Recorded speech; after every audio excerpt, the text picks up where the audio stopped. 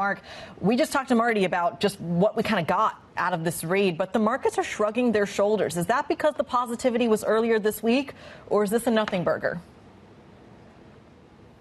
I think you're absolutely right, Kriti. I think that this week has seen a big development in the US-China relationship. As Marty outlined, things haven't gotten worse. If anything, there's a slight kind of improvement at the margin situation. But most of the actual positives which Trump confirmed today were negotiated earlier in the week in Malaysia. So everyone's kind of going, oh, we're delivered exactly what was said in the tin. No positive surprises. And at the margin, there wasn't a discussion of Blackwell chips, which was the driver of yesterday's market moves in NVIDIA. That kind of popped there. So at the margin, it disappointed today. But this week, it's been positive.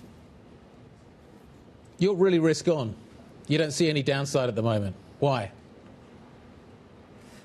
Yeah, I've been looking all day for a reason to be bearish. There's only one theme that matters in markets, and that is the AI theme. You know, the US-China thing has been a bit of a distraction. These central bank meetings don't really matter at all. There's loads of them, but they don't really matter at all. It's all about AI, and we've talked about the breadth of the market. There's no breadth. That's not a reason to be bearish, as we discussed before. It's a reason to kind of worry about that one theme. But I'm just not seeing any reason why you'd be bearish AI right now. I do believe we're in an AI capex bubble. I do believe it's going to burst disastrously at some point. But I think it's probably well into 2026. Now, I'm completely open-minded. I'll be ready to spot the bubble bursting as soon as it happens. But why is it going to happen now?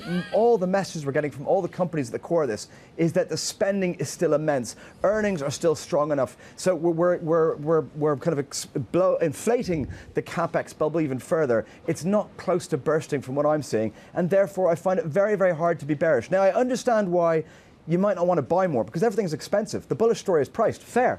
Don't buy more. That's going to be. But there's no reason to be actively bearish here. Oh, Mark, you're making me put my bear hat on. How much of this equity rally, even if it is, Mark, I pull it out for Mark when he turns bullish every once in a while.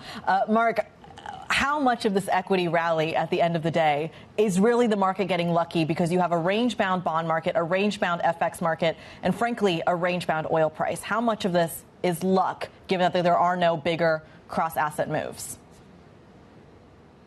Is that luck, or is that the fundamental drivers? I mean, some of the fundamental drivers is that the Fed is cutting rates despite the fact that assets are at a record high, despite the fact that there's no real looseness in the labour market yet.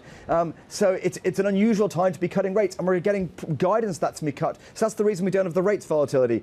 We haven't had FX volatility for years. That's fine. And, you know, we're getting constant pressure to get increase in oil supply, which is also good for the market. So I would say that they're positive fundamentals rather than luck. I think, you know, the base case here is very, very bullish. At some point, there may be a black swan to derail it, and that will cause the volatility you're talking about. But I don't think it's luck to just see the fundamentals as being supportive.